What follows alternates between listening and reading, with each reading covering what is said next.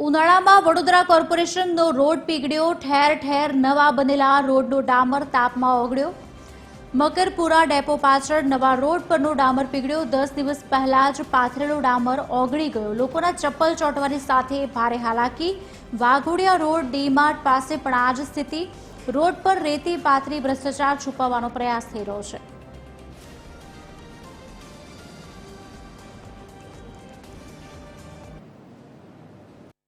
काले तकलीफ थी थी कि बधा चोटी जाता था एम। चप्पल ચોટી જતા हाँ चंपल हंगाते चोटी जाता था बधा।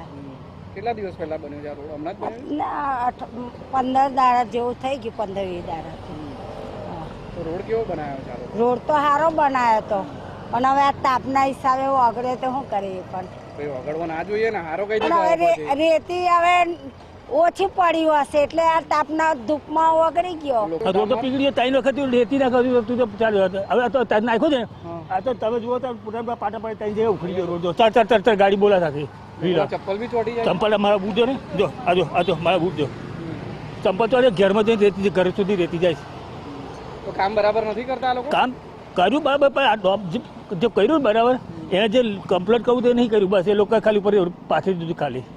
अब इस रोड का जो निर्माण किया गया है 5 दिवस पहले, मैं राजनीति की बिल्कुल बात नहीं करता हूं, लेकिन मेरा जो हक है, जनता की जो आवाज़ है, बीइंग ए एडवोकेट ऑल्सो, मैं रेज करना चाहता हूं कि म्यूनिसिपल कमिश्नर, इंजीनियर, कॉरपोरेटर और जो कॉन्ट्रैक्टर हैं, सबके खिलाफ FIR होनी ही चाहिए करप्शन के केसेस। ઉનાળાની આકરી ગરમી શરૂ થતાની સાથે જ વડોદરામાં મહાનગરપાલિકા દ્વારા રોડના કામમાં આચરવામાં આવેલ ભ્રષ્ટાચાર ખુલ્લો પડી રહ્યો છે। જેમ જેમ તાપ વધી રહ્યો છે તેમ તેમ વડોદરા મહાનગરપાલિકા દ્વારા નવા તૈયાર કરવામાં આવેલા રોડની સ્થિતિ ખરાબ થતી જાય છે।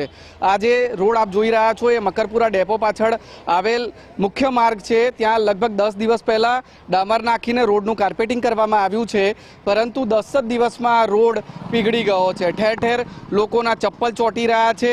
વાહન ચાલકોને પણ હેરાન પરેશાનીનો સામનો કરવો પડી રહ્યો છે, જેને કારણે વડોદરા મહાનગરપાલિકા દ્વારા રોડના કામોમાં કેટલી હદે ભ્રષ્ટાચાર કરવામાં આવે છે, ગેરરીતિ કરવામાં આવે છે તે દેખાઈ આવે છે।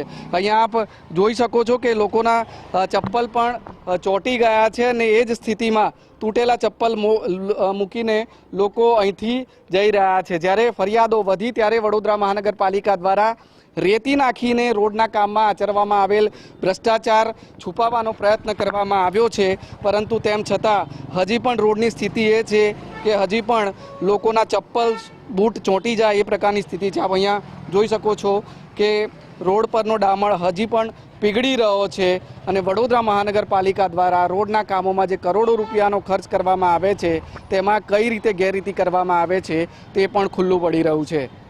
કેમેરામેન જિગ્નેશ સોલંકી સાથે અમિત ઠાકોર, TV 13 વડોદરા।